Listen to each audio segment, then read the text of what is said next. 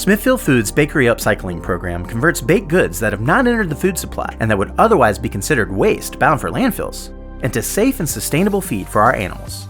The majority of the bakery byproducts we receive aren't packaged and are first broken down in our raw room processor, while the rest remaining in their original wrappers are put through an additional depackaging process before moving on.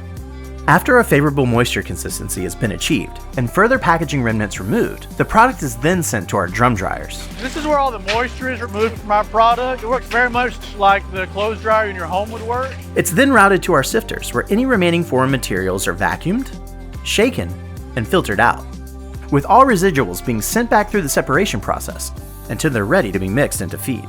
The filtered result is shipped to one of our feed mills to be used as an ingredient in nutritionally optimized feed for our hogs. This innovative initiative is just one of the ways Smithfield Foods is reducing food waste and implementing sustainable improvements across its value chain.